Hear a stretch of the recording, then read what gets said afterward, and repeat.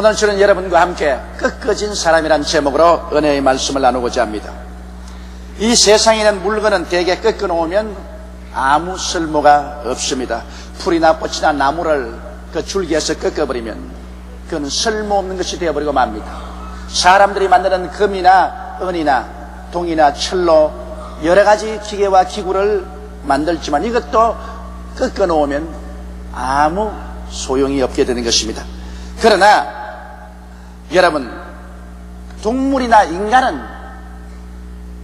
꺾어져야 쓸모가 있지, 꺾이지 않은 야생의 상태에서는 아무 쓸모가 없습니다. 소를 보십시오. 소는 송아지 그대로 두면은 천방지축으로 뛰고 쓸모가 없습니다. 코를 꿰가지고 그 고집을 꺾어야 농사일에 설 수가 있는 것입니다. 말 또한 가집니다. 말 그대로 두면은 아무도 말을 탈 수가 없습니다. 말도 그 고집을 꺾어야 그 다음에 사람들이 탈 수도 있고 물건을 실을 수도 있습니다. 이처럼 여러분, 사람도 꺾임을 받아야 되는 것입니다. 사람도 이 세상에 태어난 이후로 끊임없이 그 생활을 통해서 교육을 받고 꺾임을 받고 그래서 온전한 사람이 되어서 함께 대화하고 사회생활을 할 수 있는 인간이 되는 것입니다. 하나님께서는 꺾이지 않은 인간은 결코 사용치 않으십니다. 하나님이 사용하고자 하는 사람은 그 누구를 불구하고 하나님께서는 맹렬하게 달라들어서 꺾습니다. 하나님이 사람을 꺾을 때 사람이 아무리 그것을 피하려고 해도 피할 수 없습니다. 꺾인 사람만이 하나님이 사용할 수가 있습니다.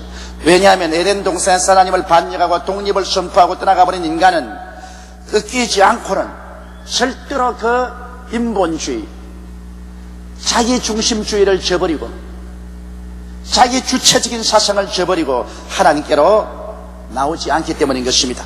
그러므로 오늘 이 시간에 하나님께서는 어떻게 사람을 꺾어서 사용하시는지 우리 잠시 알아보자는 것입니다. 첫째로 크게 인생에 꺾이고 좌절한 아브라함을 우리가 보시기 바랍니다. 아브라함은 믿음의 조상이기 때문에 우리의 신앙에는 언제나 하나의 모범이 되고 좌표가 되는 것입니다. 그는 75세에 놀라운 하나님의 부르심을 받았습니다. 창세기 12장 1절로 3절에 여호와께서 아브라함에게 이르시되 너는 너희 본토 친척 아비 집을 떠나 내가 네게 지시할 땅으로 가라. 내가 너로 큰 민족을 이루고 네게 복을 주어 내 이름을 창대케 하리니 너는 복의 근원이 될지라. 너를 축복하는 자에게는 내가 복을 내리고 너를 저주한 자에게는 내가 저주하리니 땅의 모든 민족이 너를 인하여 복을 얻을 것이라 하신지라. 이 얼마나 놀라운 하나님의 복입니까? 하나님께서는 어마어마하고 찬란한 꿈을 아브라함에게 주었습니다. 그런데 아브라함은 그 하나님의 명령에 대한 순종이 지극히 인본주의적이었습니다. 자기 중심적으로 하나님의 뜻을 순종한 것입니다. 창세기 12장 5절에 보면 아브라함이 그 아내 사레와 조카 롯과 하란에서 모은 모든 소유와 얻은 사람들을 이끌고 가나안 땅으로 가려 떠나서 마침내 가나안 땅에 들어갔더라. 여기 보면 너희 본토를 떠나라고 했는데 여기에는 하란에서 모은 모든 소유를 모두 다 수레에다가 싣고 가시니 본토를 싣고 간 것입니다. 아비 집을 떠나라고 했는데 사람들을 다 이끌고 가시니 아비 집 식구를 하나도 없이 다 이끌고 가셨습니다. 친척을 떠나라고 했는데 조카를 옆에 달고 가셨습니다. 그러므로 아브라함은 하나님께 순종을 하시되 자기 생각대로 순종했지 하나님 생각대로 순종한 것은 아니었습니다. 그러므로 하나님께서는 아브라함을 꺾어야 서실 수가 있지 꺾지 않고는 아브라함은 오히려 하나님을 이용하려고 했지 하나님에게 이용을 당하는 하나님께 사용을 당하는 그런 인물이 되지를 못했습니다. 그러나 하나님은 벌써 아브라함에게 좌절을 준비해 놓으셨습니다. 창세기 12장 10절에 보면 그는 가나안 땅에 들어가서 깊이 좌절했습니다. 그 땅에 기근이 있으므로 아브라함이 애굽에 우거하리 하여 그리로 내려가시니 이는 그 땅에 기근이 심하였더라. 가나안 땅에 가면 젖과 꿀이 흐를 줄 알았는데 그 많은 식구를 데리고 가나안 땅에 들어가 보니 집도 없고 마실 물도 없고 천지에 기근이 다가와서 새빨갛게 다 탔으니 도저히 살아갈 수가 없습니다. 거기에서 아브라함은 크게 좌절했습니다. 내가 하나님의 명령을 쫓아왔는데 왜 이 땅에 오니까 이렇게 기근이 들어서 먹고 살 길이 없는가? 이제 우리는 살기 위해서 애굽으로 날아가야 돼. 끌고 온 짐승은 다 죽고 종들은 다 뿔뿔이 헤어지고 일가 친척은 다 도로 보따리 사고 떠나가고 남은 것은 자기와 자기의 처와 롯밖에 남지 않았었습니다. 크게 좌절했었습니다. 그러나 애굽에 내려가서 아브라함은 꺾여버렸습니다.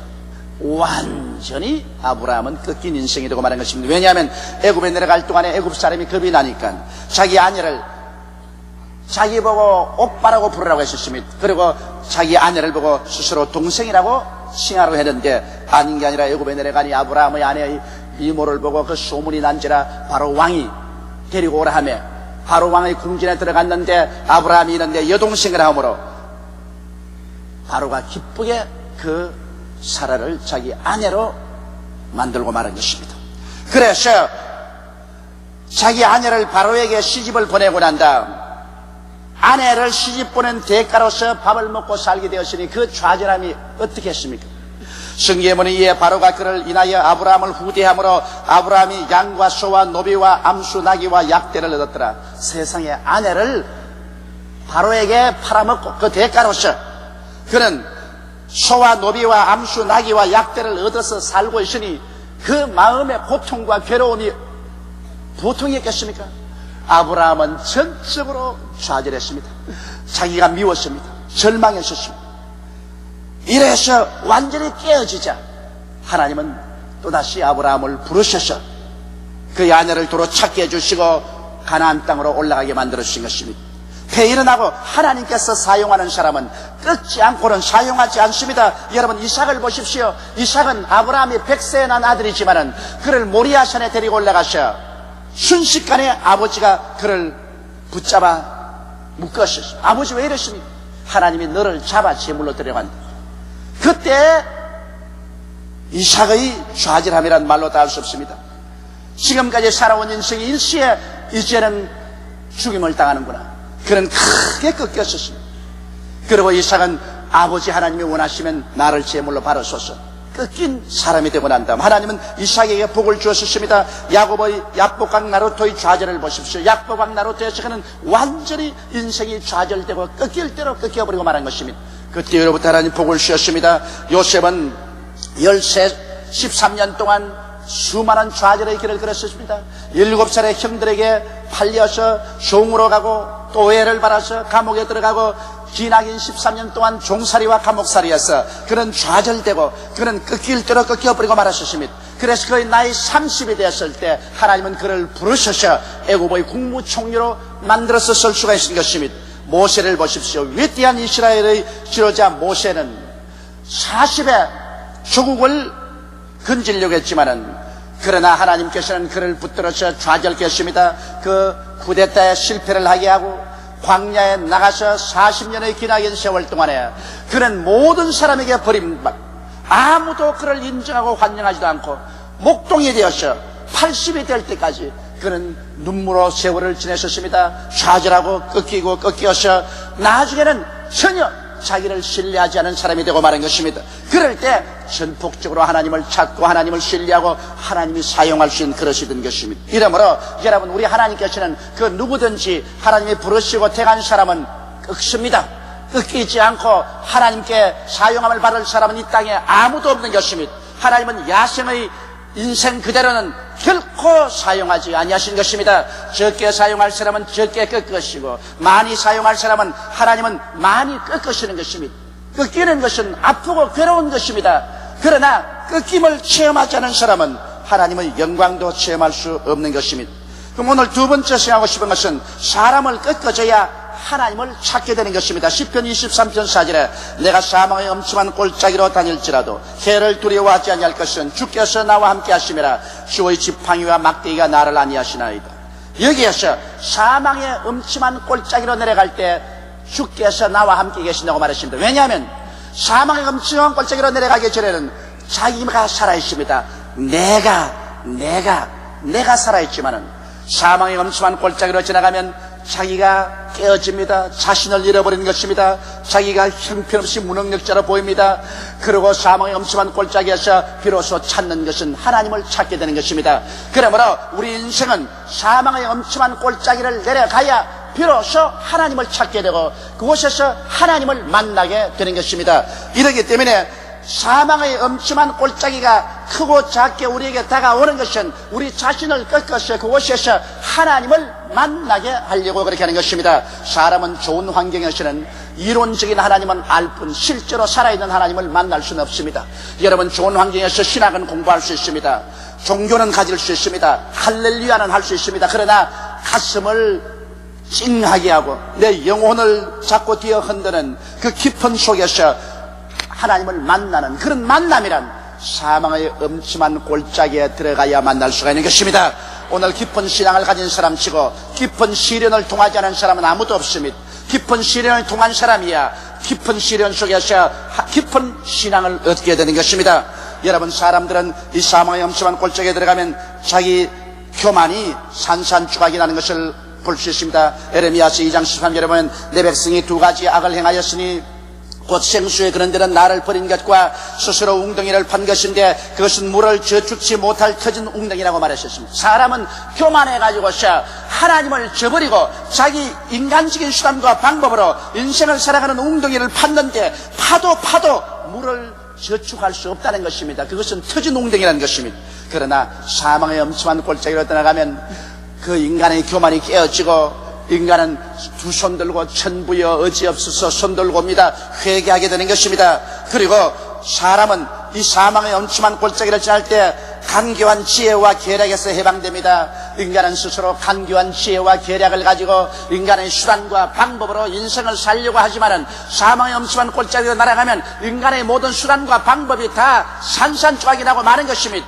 인간의 힘으로 어찌할 수가 없습니다. 그렇게 될 때 그는 순수하게 하나님께 의지하게 되는 것입니다. 여러분, 야곱의 간교한 지혜를 보십시오. 야곱은 팥죽 한 그릇으로 형의 장자의 명분을 빼앗았습니다. 그런 일이 있을 수가 있습니까?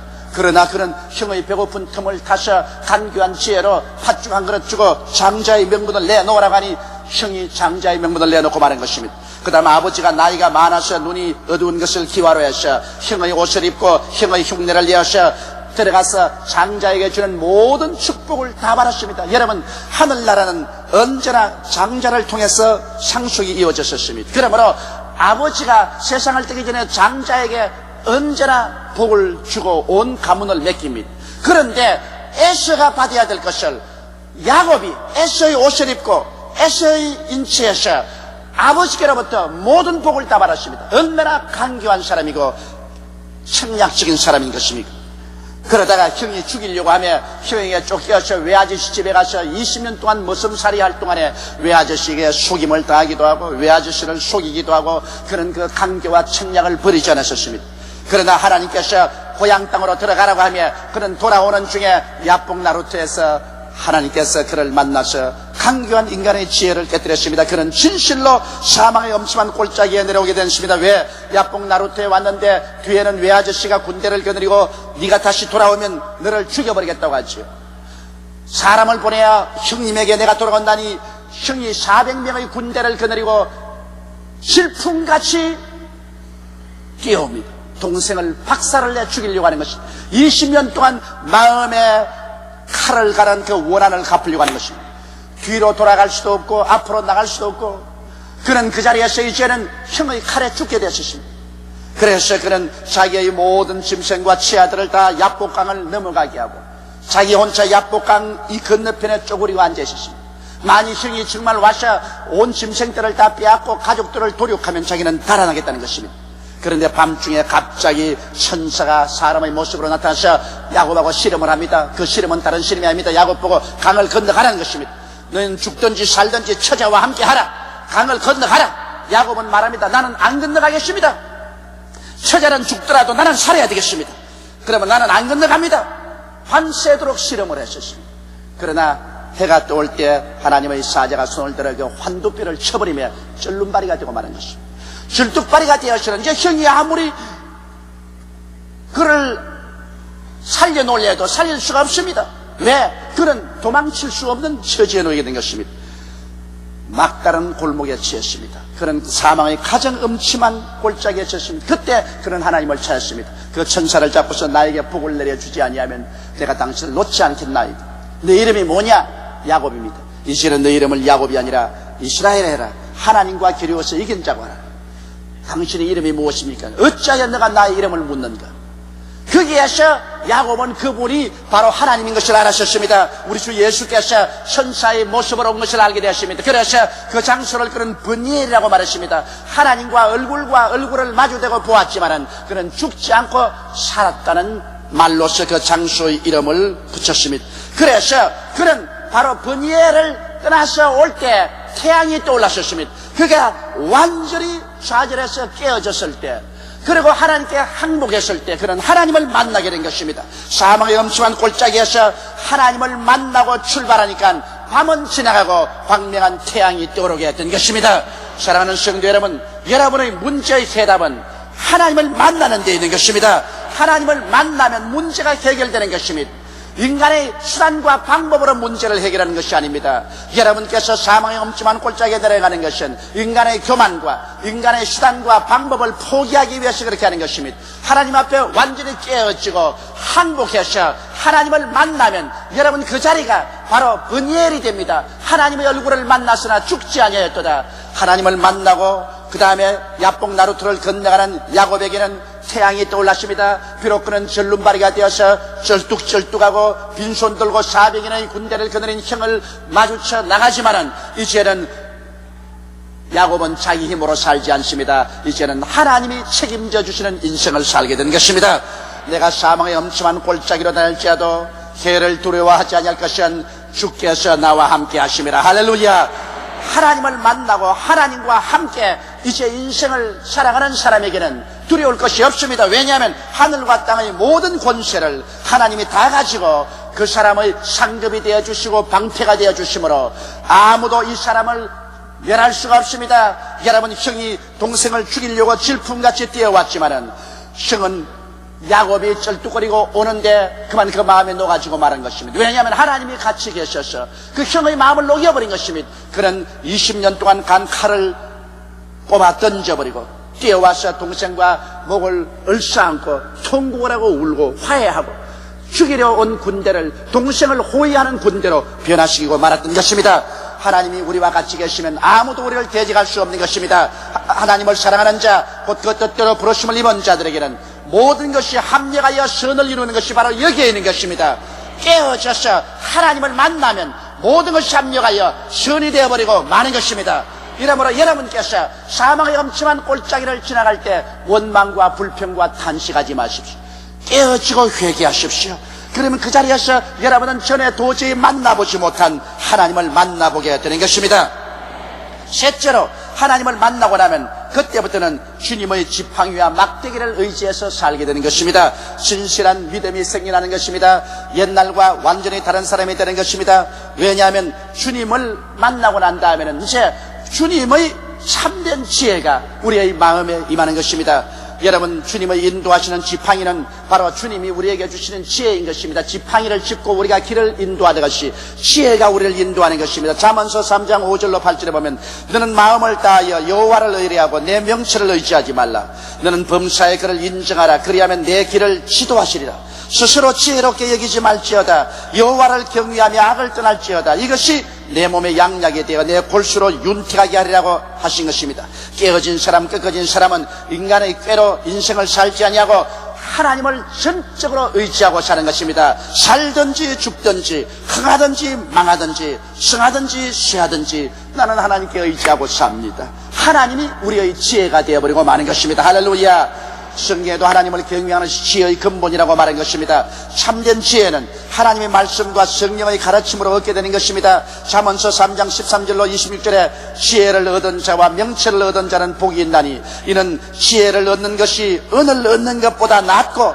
그 이익이 정금보다 나음이라. 지혜는 진주보다 귀하니 너희 사모하는 모든 것으로 이에 비교할 수 없도다. 그 우편에는 장수가 있고 그 좌편에는 부귀가 있나니 그 길은 즐거운 길이요 그 첩경은 다 평강이니라. 지혜는 그 얻는 자에게 생명나무라. 지혜를 가진 자는 복되도다. 여호와께서 지혜로 땅을 세우셨으며 명철로 하늘을 굳게 펴셨고 그 지식으로 해양이 갈라지게 하셨으며 공중에서 이슬이 내리게 하셨느니라. 내 아들아, 완전한 지혜와 근신을 지키고 이것들로 내 눈앞에서 떠나지 않게 하라. 그리하면 그것이 내 영혼의 생명이 되며 내 목의 장식이 되리니 내가 내 길을 안전히 행하겠고 내 발이 그치지 아니하겠으며 내가 누울 때 두려워하지 아니하겠고 내가 누운 적 내 잠이 달리로다. 너는 창졸간의 두려움이나 악인의 멸망이 임할 때나 두려워하지 말라. 대저 여호와는 너희 의지할 자이시라. 내 발을 지켜 걸리지 않게 하시리라.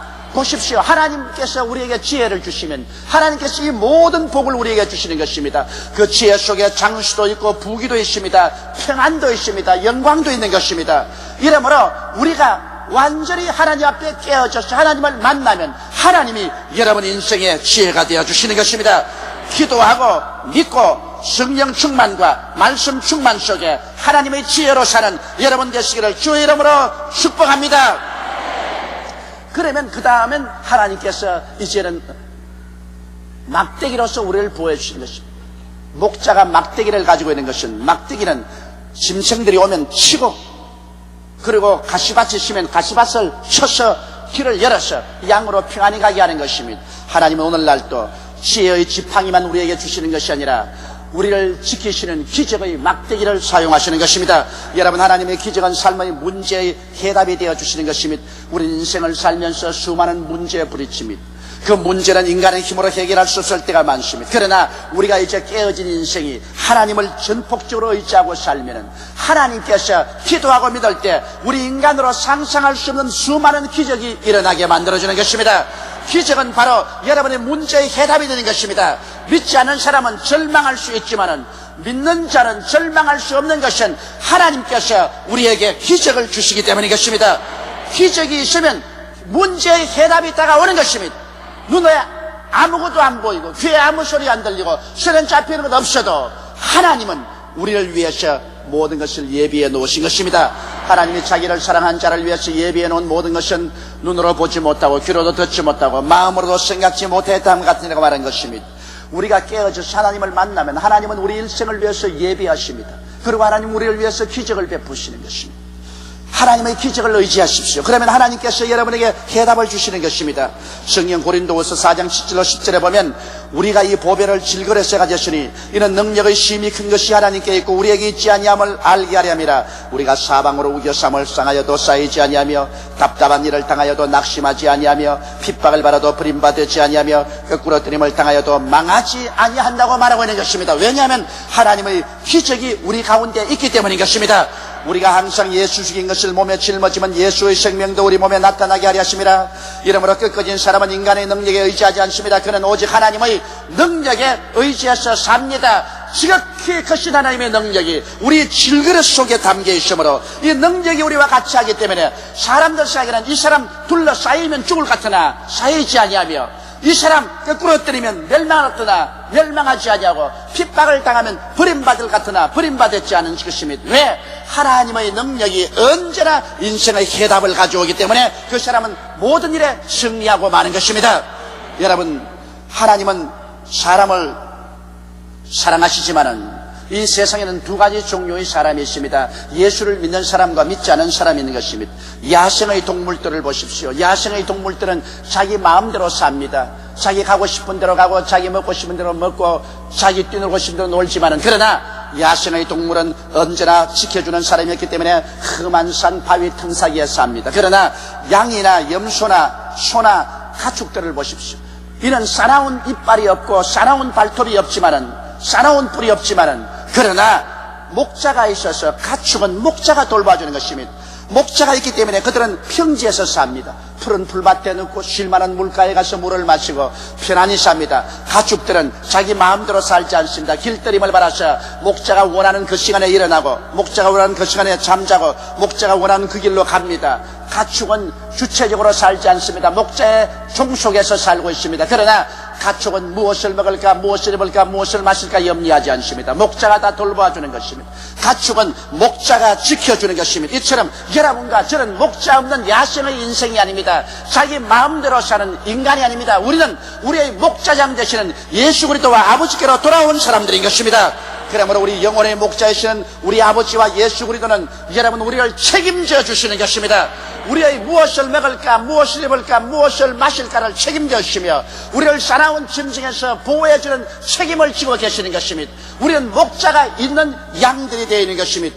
옛날은 우리 마음대로 살았지만은 우리는 꺾어지고 이제는 교훈을 받아서 온유한 가축 같은 인생들이 되었습니다. 목자를 우리는 믿고 신뢰하고 순종하고 따라가는 이와 같은 사람이 되었을 때 목자는 우리를 책임져 주시는 것입니다. 여러분과 나는 이 세상에 있지 것 없이 버림받은 사람들이 아닙니다. 하늘과 땅과 세계와 그 가운데 모든 것을 지으신 하나님께서 여러분을 책임져 주시는 것입니다. 이제는 하나님께 전폭적으로 의지하고 하나님과 함께 사는 인생이 되시기를 주의 이름으로 축원합니다. 꺾어진 인생은 완전히 하나님께 의지하는 인생이 되는 것입니다. 우리 다 같이 고개 숙여 기도드리겠습니다. 전능하시고 거룩하신 아버지 하나님, 옛날에는 우리 마음대로 살았습니다. 우리 마음대로 행하고 우리 마음대로 처신했었습니다. 그럴 때는 우리가 모든 일을 스스로 책임지고 스스로 노력해서 살 수밖에 없었습니다. 그러나 하나님이 우리를 부르시고 난 다음에 하나님께 전폭적으로 믿고 순종할 수 있도록 우리를 꺾어주신 것을 감사합니다. 전능무소부지하신 하나님께서 오른손을 붙잡고 이끌어주는 삶을 살게 됨을 생각할 때 감사하옵나이다. 이제 우리들은 아버지 하나님을 믿고 살게 도와주시옵시고 문제가 생기면 뜨겁게 기도하여 해답받는 우리들이 되게 도와주시옵시고 하나님의 지혜와 하나님의 능력을 의지해서 사는 우리들이 되게 도와주시옵소서. 인본주의를 완전히 버리게 도와주시옵시고 신본주의로 살게 도와주시옵시고 자기 주체로 살지 않고 하나님 주체로 살게 도와주시옵시고 하나님을 영화롭게 하기 위해서 사는 우리들이 다 되게 도와주시옵소서.